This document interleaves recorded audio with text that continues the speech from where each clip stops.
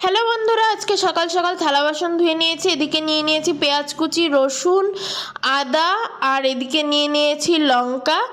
এবার সব কিছুকে ভালো করে বেটে এর সঙ্গে অ্যাড করে দিলাম লেবু আর আগের দিনের গ্রেট করা মাছগুলো, যেগুলো হলুদ লবণ দিয়ে রেখে দিয়েছিলাম, সেগুলোকে মশলার সঙ্গে ভালো করে মেশাতে থাকলাম।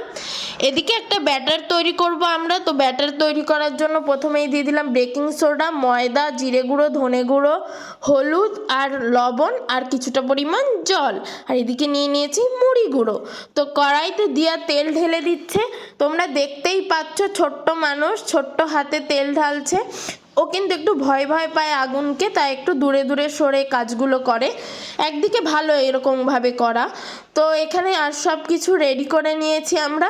এবার কি করব সেটা তোমরা ভিডিওটা পুরোটা দেখো, তাহলেই বুঝতে পারবে। তো প্রথমে মাছগুলোকে ব্যাটারে ডুবিয়ে নিলাম। ডুবিয়ে নেওয়ার পর মুড়ি গুঁড়োকে এর উপর দিয়ে অ্যাড করে নেব। নেওয়ার পর হালকা হাতে এটাকে চিপে চিপে দেব। দেওয়ার পর কি করব সেটাও কিন্তু তোমাদের দেখতে হবে। তো প্রথমে আবার কি করলাম, ব্যাটারে ডুবিয়ে নিলাম। তো ডুবিয়ে নিয়ে আবার মুড়ি গুঁড়োটাকে এর সঙ্গে অ্যাড করে দেব, যাতে লেয়ারটা মোটা হয় আর এটা যেন খুলে না যায়। নরম মাছ তো খুলে যাওয়ার ভয় থাকতেই পারে, তাই জন্য এটাকে এরকম করা। তো আবার হালকা হাতে এটাকে চিপে চিপে দেব কিছুক্ষণ ধরে। দেখতে পাচ্ছ কেমন একটা লেয়ার পড়ে গেছে ওপরে। এবার এটাকে কড়াইতে দিয়ে দিলাম। দেওয়ার পর অল্প আঁচে এগুলোকে ভাজবো। তো এখানে 3টে আমরা দিয়ে দিয়েছি।